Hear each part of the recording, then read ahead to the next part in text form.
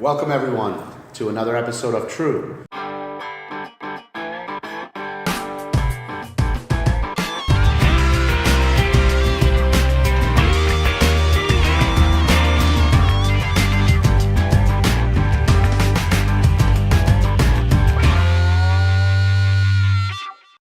My name is Nick.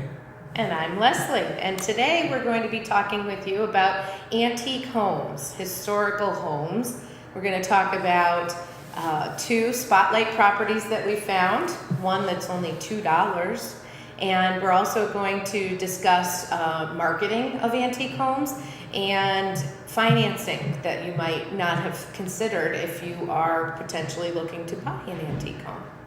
So welcome to this week's episode of TREW.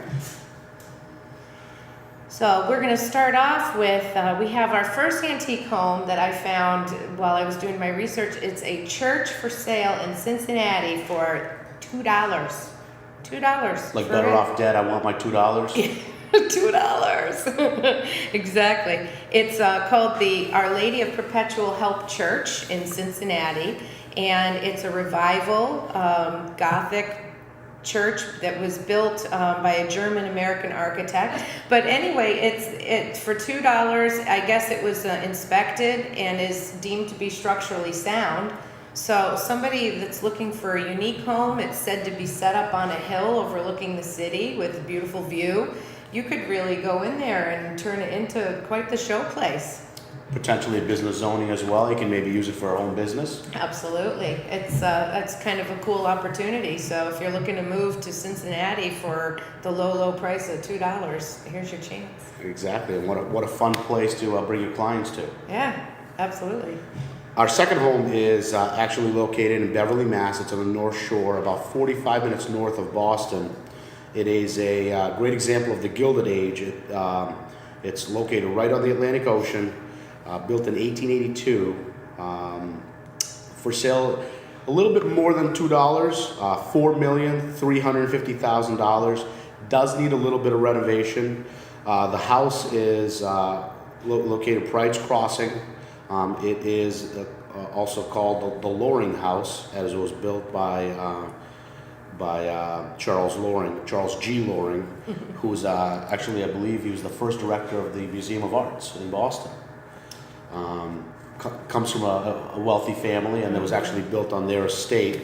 This house has 4+ acres, 15 total rooms, 11,549 square feet on 3 levels, with each having water views, and it has unchanged museum quality.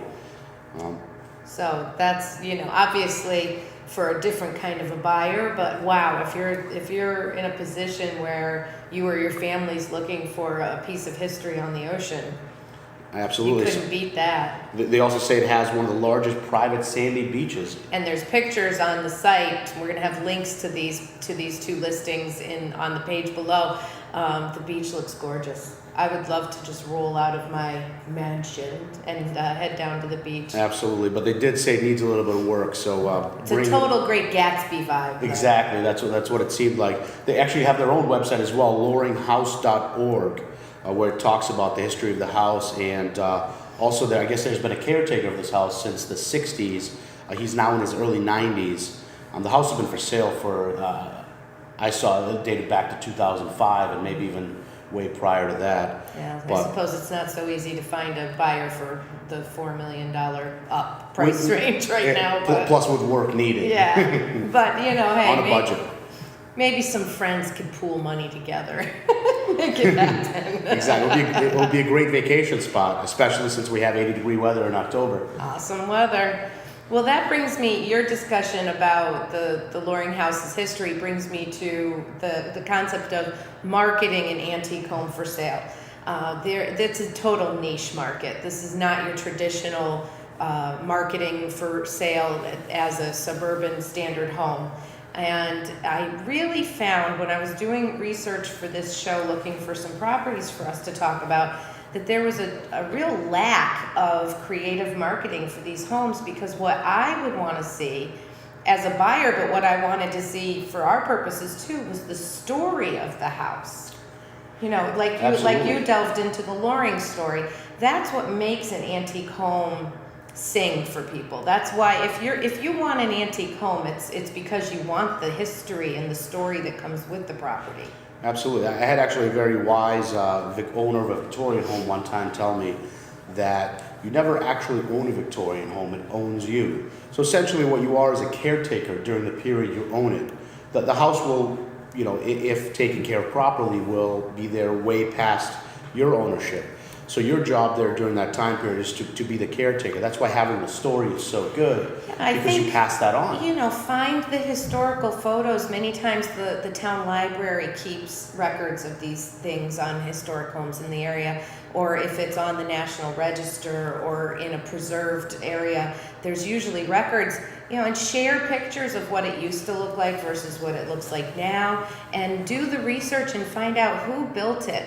Who was the original owner? How did they use it? What happened there? You know, many times, you know, for example, I think there's a house in Westfield that stayed within the same family until from the 1600s until the 1960s, Which is amazing. before it passed to a non-family member.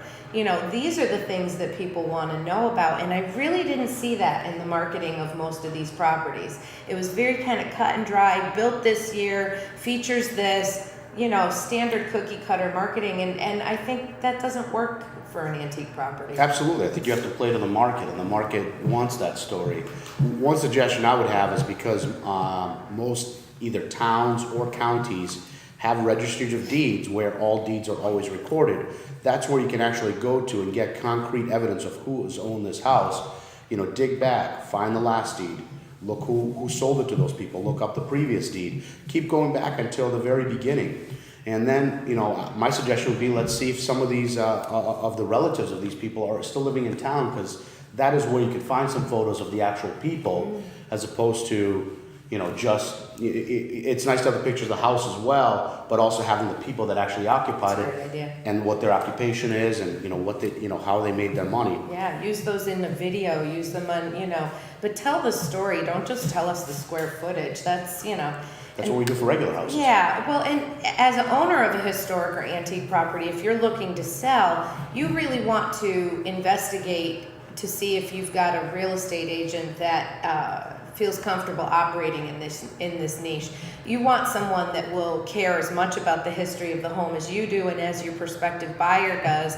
And you want someone who's willing to do what Nick is describing, which is go that extra mile and do some research and background on it and tell the story of the house. The house has to speak, you know. I think the internet has made it easier to sell, you know, at least to appeal to a wider audience, because a historic home, it's not necessarily where it is, it's what the house is and what it meant to the history of, you know, either the town or the city Sure. or the region. Well, historic home buyers are often not tied to geography. You know, I've had buyers reach out to me on properties that I've marketed that all they care about is what the house is going to be. Maybe they want to be a B&B owner and they want it to be, you know, have been built within a certain age range and a certain home style, but they don't care what town it's in, just as long as it's within a range of the area. They're, you know, so they definitely are going for the house and not where the house is. Like Absolutely, which is the complete opposite of what a typical buyer of a regular home is. Absolutely. Because, you know, location is key for those folks.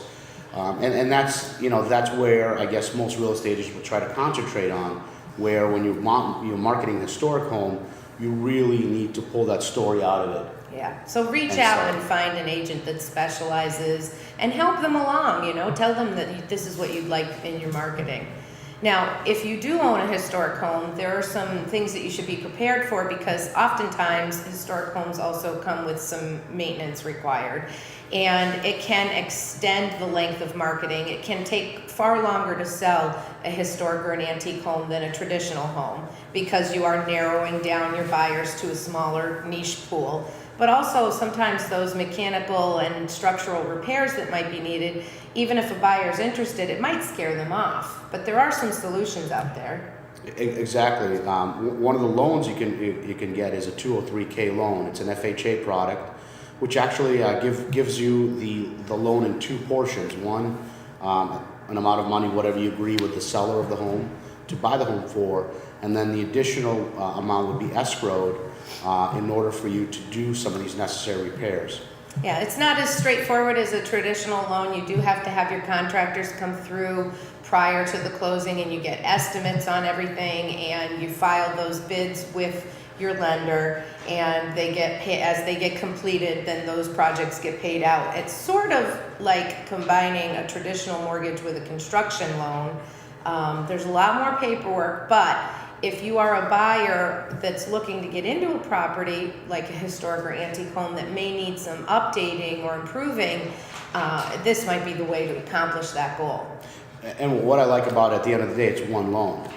Yes. Where, although it is given in two portions, it is at the end of the day one loan. You pay for one closing. One closing. Interest rate is, maybe slightly higher than traditional, but not tremendously. No, and right now with rates being so low, even if it is a little bit higher, it's still it's affordable. A fantastic rate. And 203K, even if you don't have an antique home, that is a good way to pick up a foreclosure or a home that just needs a little bit of TLC. Absolutely. You do need to have a loan officer who has this product at their bank. Not every bank offers it.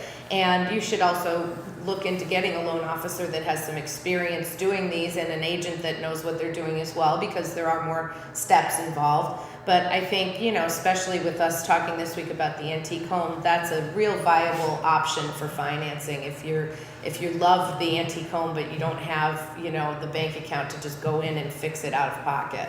Absolutely. Could solve that problem. Well, personally, I love antique homes. I love going in them. I love researching them. I would love to hear from any of you. Maybe you live in an antique home and you'd like us to share your home on the TREW show. We'd be happy to do that, and we would love to hear your home's story that we could share also. Absolutely, and we're actually out of the Springfield, Massachusetts area, which is known as the City of Homes. Plenty of historic homes. Yep, we have a tremendous amount of historic homes, especially from the Victorian era. Yes, absolutely. Yeah. Well, I guess that's our show today. We've covered our antique home segment, and we hope to see you again at the next TREW show. I'm Leslie Lambert. I'm Nick. Thanks for clicking play on your computer.